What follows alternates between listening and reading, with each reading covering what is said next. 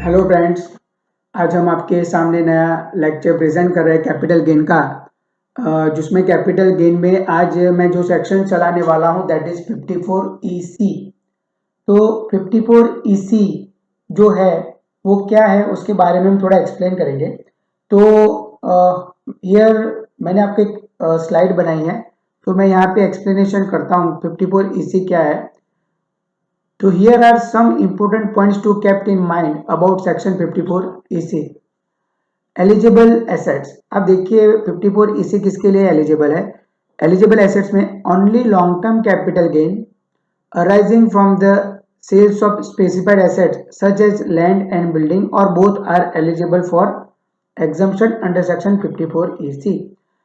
यहाँ पे clearly mention किया है कि 54EC सिर्फ आप लैंड या तो बिल्डिंग या तो बोथ लैंड एंड बिल्डिंग बेचते हो तो ही कैपिटल 54EC का बेनिफिट मिलेगा, वरना दूसरे कोई भी एसेट्स में बेनिफिट नहीं मिलेगा। प्लीज इसको अच्छी तरह से ध्यान में रखना।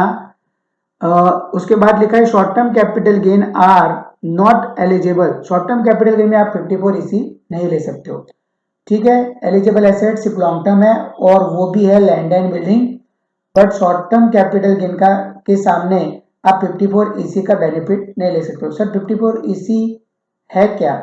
तो देखिए दूसरे नंबर के पॉइंट पे यहाँ पे मेंशन किया हुआ है कि 54EC यानी कि अगर आप गवर्नमेंट ने जो नोटिफाइड बॉन्ड किए हुए हैं उसमें अगर आप इन्वेस्टमेंट करते हो तो ही आपको इसका एग्जम्पशन मिलेगा। तो यहाँ पे नोटिफाइड बॉन्ड का नाम है, एक है REC that is rural electricity corporation bond, दूसरा नाम है national highway authority of India, तीसरा है पावर फाइनेंस कॉर्पोरेशन लिमिटेड, चौथा है IRFC that is Indian railway finance corporation limited. तो ये गवर्नमेंट ने नोटिफाइड किए हुए, अगर आप इसमें इन्वेस्टमेंट करते हो तो ही आप 54EC के लिए एलिजिबल हो। अब उसके बाद थर्ड नंबर का पॉइंट यहाँ पे हमने लिखा है इन्वेस्टमेंट लिमिट। आप देख सकते हो investment limit the maximum amount 50 lakhs है। आप इसमें 50 लाख तक इन्वेस्टमेंट कर सकते हो, उससे ज्यादा करोगे तो टैक्सेबल होगा, बट आप 50 लैक्स तक आपको एग्जम्पशन मिलेगा। ये बहुत इंपॉर्टेंट पॉइंट है। Point number 4 time limit. आपको बॉन्ड कब तक खरीद लेना है। जैसे कि मैंने कोई भी कैपिटल एसेट्स बेचा, लॉन्ग टर्म कैपिटल एसेट्स, और कैपिटल एसेट्स बेचने के बाद उसमें जो गेन अराइज होता है लॉन्ग टर्म कैपिटल गेन, तो लॉन्ग टर्म कैपिटल गेन को बचाने के लिए मैं टैक्स प्लानिंग करूंगा। तो उसके सामने आपको पता है टैक्स प्लानिंग के लिए मैं कोई बॉन्ड में पैसा लगाना चाहता हूं, तो ये बॉन्ड मुझे कब तक लगा देना है, तो उसमें लिखा हुआ है within 6 month from the date of transfer. याद रखना आपको 6 महीने के अंदर ये पैसे लगा देने हैं, then you are eligible for exemption. और दूसरा एक पॉइंट ये भी ध्यान में रखना है कि आपको ये बॉन्ड ले लेने हैं before the due date of filing the income tax return. कल जाके आपने जनवरी में फरवरी में कल जाके आपने बॉन्ड एसेट्स बेचा, उसके ऊपर आपको कैपिटल गेन हुआ फरवरी में, अब उसका 6 महीना होता है अगस्त में पूरा, बट आपको रिटर्न जो इंडिविजुअल का फाइलिंग करने का आता है दैट इज 31 जुलाई को रिटर्न फाइलिंग करने का आता है। तो उसके बाद देखो टाइम लिमिट के बाद लॉक इन की, इसका लॉक इन की पहले 3 साल हुआ करता था, अभी इसका लॉक इन की 5 साल है। आप 5 साल के अंदर ये बॉन्ड बेच नहीं सकते हो। अगर आप बेचते हो तो जो भी आपने कैपिटल गेन एग्जम्पशन लिया हुआ है वो 100% रिवॉक हो जाएगा। रिवॉक यानी कि वापिस आपके पास से खींच लिया जाएगा, तो उसके ऊपर फिर आपको टैक्स भरना पड़ेगा। और ये बॉन्ड में से जो भी इनकम होता है means what ever the interest earn by you is 100% taxable. और जैसे अदर सोर्सेस में जैसे आप FD पे ब्याज देते हो और जो भी आपका स्लैब आता है उसके अकॉर्डिंगली इसके ऊपर भी टैक्स भरा जाएगा। तो मैंने 54EC एक्सप्लेन किया क्योंकि हमको 54EC का एक सम लेना है। तो 54EC का ये एक सम हमने लिया हुआ है, वो भी हमने BS सामी से लिया है, that is mister Kapil, sum number 8 है। तो यहाँ पे 54EC के बारे में वापस सिर्फ 30 सेकंड का रिव्यू में वापस दे देता हूँ। 54EC लैंड एंड बिल्डिंग, अगर आप बेचते हो और वो भी लॉन्ग टर्म होगा तो ही मिलेगा। आप इसमें मैक्सिमम 50 लाख तक इन्वेस्टमेंट कर सकते हो। और important point, you have to invest this amount within 6 months from the date of transfer or before filing income tax return, that means before filing your due date, यानी इनकम टैक्स की जो due date है उसके पहले आपको भर देना है। तो यहाँ पे अब एक सम लेते हैं जिसमें देखो मैंने यहाँ पे कपिल देव जो है, from the following information of mister Kapil Dev calculated the taxable amount of capital gain for the previous year 22-23. Jewelry purchased on 10th March 95 for 2,09,000 was sold for 15,24,410 on 2nd May 2022. He paid 2,000 and 4,500 respectively as a brokerage for purchase and sales. यानी purchase के लिए 2,000 brokerage pay किया है और sales के लिए 4,500.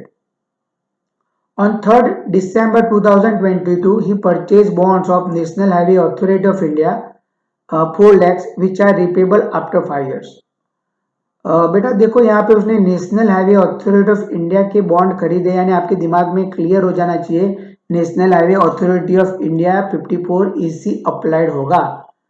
But मुझे लग रहा है कि यहाँ पे जो आंसर मेंशन किया गया है BS शाह में मुझे थोड़ा डाउटफुल है, तो BS साहब भी उसके ऊपर थोड़ा ध्यान दे। शायद मैं भी गलत हो सकता हूँ, बट मैंने दूसरे रैकनर्स और बहुत सारी चीज़ें और कंसल्ट करने के बाद मैं बोल रहा हूँ कि शायद इसमें कुछ थोड़ा एरर है।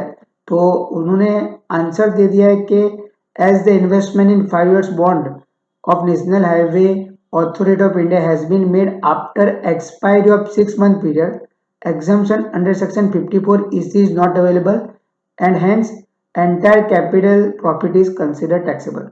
बेटा ये पहली तो बात उनका एक पॉइंट सही है कि 6 महीने के बाद इन्वेस्टमेंट किया गया है, बट सबसे पहले तो पॉइंट ये है कि यहाँ पे लैंड एंड बिल्डिंग सोल्ड किया ही नहीं है, यहाँ पे तो ज्वेलरी हमने सोल्ड किया है। तो ज्वेलरी सोल्ड किया हुआ है तो 54 EC अप्लाइड ही नहीं होगा।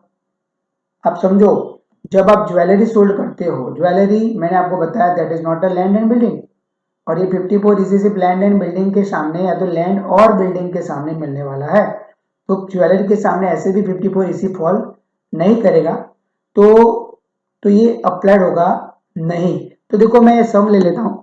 यहाँ पे आप देखिए हमने इसको सेल्स किया हुआ है 15,24,410। तो आप देख सकते हो हमने यहाँ पे टोटल सेल्स कंसिडरेशन लिख दिया है 15,24,410। उसके सामने ब्रोकरेज चार्जेस, आपको पता है ट्रांसफर एक्सपेंसेस, हमने सेल्स के ऊपर ये रहा 4,500 रुपीज पे किया हुआ है। तो मैंने यहाँ पे 4,500 जो था वो यहाँ से मेंशन कर लिया है, ये रहा 4,500, ठीक है, आप देख सकते हो 4,500 that is transfer expense. Okay, उसके बाद आप नीचे देख सकते हो दूसरा index cost of acquisition. Index cost of acquisition आपको पता ही है कि हमने ये जो परचेज किया हुआ है assets that is before 1 April 2001।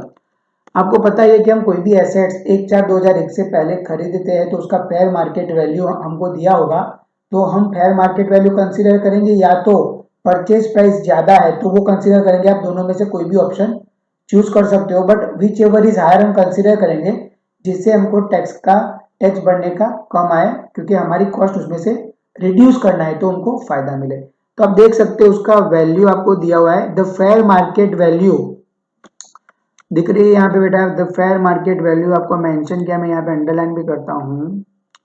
The fair market value of jewellery on 1 April 2001 was 4,40,000। तो बेटा 4,40,000 में यहाँ पे फेयर मार्केट वैल्यू आपको पता है कोई भी एसेट्स 1-2 से पहले खरीदने के तो उसका इंडेक्सेशन 100 होगा।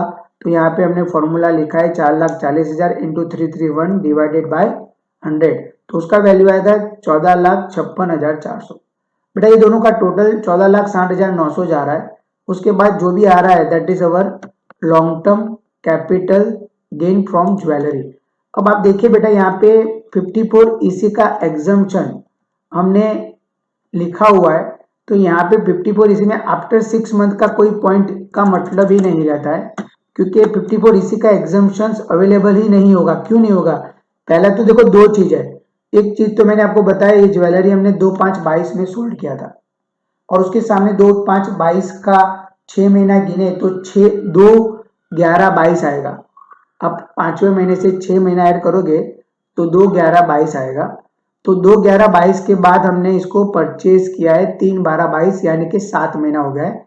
तो हम ऐसे भी national highway authority of India का एग्जम्पशन ले नहीं सकते हैं। बट उससे भी इम्पोर्टेंट पॉइंट ये है बेटा कि ये बॉन्ड ज्वेलरी के सामने एग्जम्पशन नहीं मिलता है। ये सिर्फ लैंड और बिल्डिंग या तो लैंड एंड बिल्डिंग के सामने ही एग्जम्पशन मिलता है। तो ये एग्जम्पशन हमने यहाँ पे नील कंसीडर किया है। तो आपका taxable long term capital gain आ गया 63,510।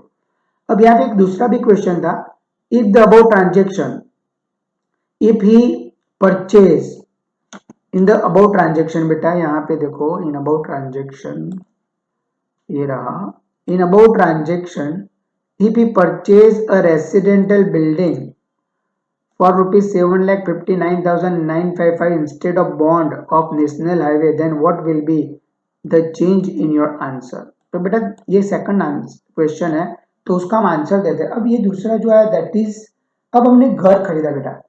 मैंने आगे का जो लेक्चर बनाया है उसमें आपको बताया है सेकंड लेक्चर में कि अगर हम रेसिडेंटल हाउस के सामने रेसिडेंटल हाउस बेचते हैं तो हमको 54 का एग्जम्पशन मिलता है और वो एग्जम्पशन होता है 100%। यानी कि आपने जो भी इन्वेस्टमेंट किया हुआ है और लॉन्ग टर्म कैपिटल गेन का जो वैल्यू है दोनों में से जो भी लेस होगा वो आपको मिल जाएगा, यानी कि 100% आप एग्जम्पशन ले सकते हो। ये रेसिडेंटल हाउस के सामने रेसिडेंटल दैट इज 54, याद रखना। अब यहाँ पे हमने रेसिडेंटल हाउस नहीं बेचा है, यहाँ पे हमने बेचा है ज्वेलरी। अब ज्वेलरी हमने बेच दिया, अब ज्वेलरी बेचा हुआ है तो ज्वेलरी के सामने हमने घर लिया है रेसिडेंटल हाउस। तो if you sold jewellery and purchase residential house then you are getting the benefit of section 54F। तो बेटा 54F में 100% एग्जम्पशन नहीं है, but you have to put formula और एग्जम्पशन मिलेगा। तो देखो बेटा यहाँ पे मैंने नीचे फॉर्मूला मेंशन किया हुआ है कि डिडक्शन अंडर सेक्शन 54 आप किस तरह से ले सकते हो। जैसे ऊपर का आंसर था वो मैंने यहाँ पे रख दिया 63,510। अब एग्जम्पशन 54 के लेने के लिए आपको एक फॉर्मूला यहाँ पे बनाना पड़ेगा। ये फॉर्मूला आपको लिखना है, deduction under section 54F is equal to long term capital gain. आपका जो लॉन्ग टर्म कैपिटल गेन आया है, आपको यहाँ पे दिख ही रहा है कि हमको कौन सा लॉन्ग टर्म कैपिटल गेन आया है, ये रहा लॉन्ग टर्म कैपिटल गेन। तो मैंने लॉन्ग टर्म कैपिटल गेन यहाँ पे पुटअप कर दिया, डन। उसके बाद इनटू में इन्वेस्टमेंट वैल्यू, तो आपको यहाँ पे लिखा है कि भाई हमने कितना इन्वेस्टमेंट वैल्यू किया। आप देख सकते हो इन्वेस्टमेंट वैल्यू भी यहाँ पे इन्वेस्टमेंट वैल्यू मेंशन किया हुआ है, दैट इज 7,59,995। तो देखो बेटा मैंने इन्वेस्टमेंट वैल्यू जो था उसके नीचे अंडरलाइन किया और यहाँ पे देखो नीचे हमने फॉर्मूला में उसको पुटअप किया है 7,59,955 और सेल्स माइनस ट्रांसफर एक्सपेंसेस। तो सेल्स अमाउंट जो था हमारा 15,24,410 था और ट्रांसफर चार्जेस 4500 था, वो माइनस करने के बाद 31,755 वो एग्जम्पशन आता है, ये हमने यहाँ पे पुटअप कर दिया। तो यहाँ पे आ गया taxable long term capital gain. तो बेटा ये हमने दो सेक्शन यहाँ पे आपको 54EC के बारे में भी समझा दिया और 54F के बारे में समझा दिया। तो यहाँ पे हमने टोटल 3 डिस्कशन कर दिए, 54F और 54EC। तो 54 रेसिडेंट के सामने रेसिडेंट में आप इन्वेस्टमेंट करते हो तो 54 आपको एग्जम्पशन मिलेगा। अदर एसेट्स के सामने रेसिडेंटल हाउस परचेज करते हो तो 54F और 54EC जो बॉन्ड्स मैंने आपको मेंशन किए वो बॉन्ड्स तभी एग्जम्पशन मिलेगा अगर आपने लैंड या तो बिल्डिंग या तो लैंड एंड बिल्डिंग बेचा हुआ। तो ये मैंने आपको अच्छी तरह से एक्सप्लेनेशन किया होगा, मैं ऐसा मानता हूँ। अगर आपको कोई भी डाउट्स हो तो आप मुझे कमेंट्स कर सकते हो। धन्यवाद।